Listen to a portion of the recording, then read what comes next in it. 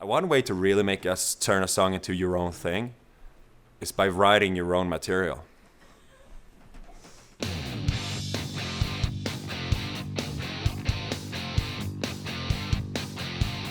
I had many songs nearly ruined for me by the fact that there are, and I'm trying real hard to do this now without mentioning names, because I find that rude and not constructive, and to each their own, I guess. But in my personal opinion, I see lots of songs being ruined by being covered by bands who are too lazy to put real passion, real work, and into trying to make something special when they write music, when they enter studios. So on many festivals, many places across this nation, you end up hearing what basically is the best song of someone's set is their cover of somebody else's song, and not a creative cover at that.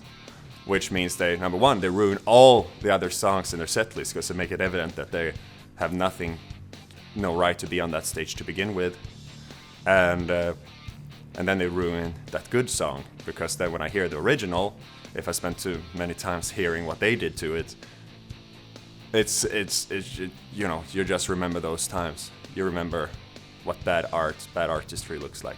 But hey, no names mentioned, so you don't have to think it's about you. It probably isn't, I promise. There are things that I don't like that other bands are doing, but I always feel it's a kind of shitty thing to do, to shit on someone who isn't on the room by mentioning names. So I rather just comment on the phenomena. If I would give away a song title, it would basically give away bands in question. There are rare occasions of good covers as well. So again, if you're watching this, you're probably one of those who did a good cover. It's not that I hate all covers, but I feel when you are at a certain level, and again, unless you really give it some purpose and meaning with you playing that. I mean, we also recorded a cover, and it had some meaning to us, multiple meanings to us to do that. So I don't sit here and shit on every cover ever recorded. Hey, Beatles, Twist and Shout, yeah, you know, that's good. They didn't write that, no. Still one of the most famous Beatles songs, yeah. Unless you are a band, you know, a professional band that's out there to play covers, that's also a profession. Yeah, more power to you. That's also a way to use your craftsmanship as a musician to, you know, to make a living, and more power to that. More of that, please. And again, there are situations where bands have recorded fun or meaningful stuff as covers, but usually it just feels like getting that cheap pop on stage. Well, we actually know this song is more memorable than most of your other shit.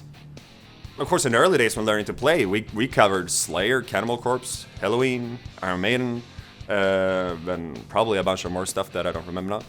We also got halfway through Future Breed Machine by Meshuggah, and we also a bit of Wings by Vader, and Slit Your Guts by Cryptopsy, and all that good stuff.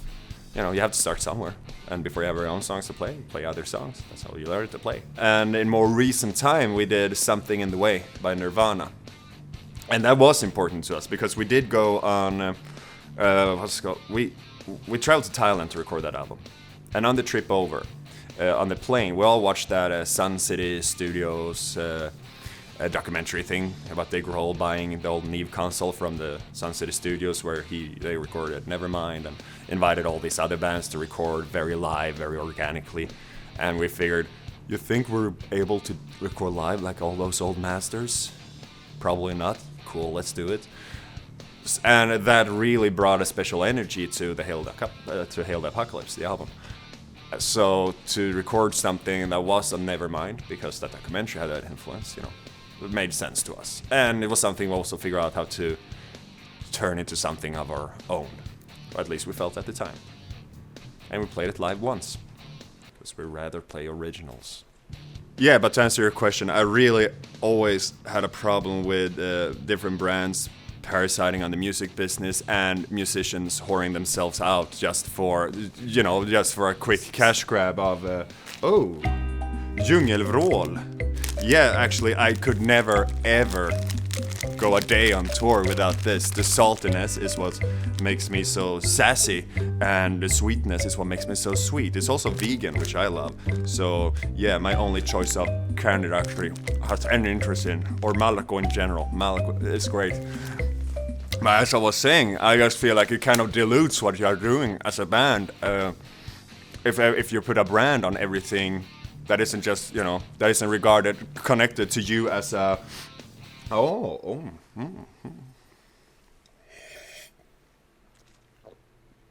Suegas. That's my favorite coffee. We actually bring suitcases full of this to the States because we really couldn't find anything suitable, good enough here in the States. I'm sorry States, but you don't have Suegas yet. We're working on it. And I feel like, how can you believe a song and suddenly everything becomes just this commercial jingle, like of a radio play, like how far away are we from baby, baby, my Levi's jeans look so good, but I miss you, or whatever, like it's very sad. I feel, ooh. Now Swedish Match, they're on their way to really break it big here in America, and that makes my severe addiction very happy. I already have one in, but I don't mind if I take two. Yeah, really, I feel like many people now, when snus is coming to the States a bit more mainstream, I feel like just the taste combinations and the really natural flavors of the way we do them in Sweden, it's not really... Down with that coffee again, please.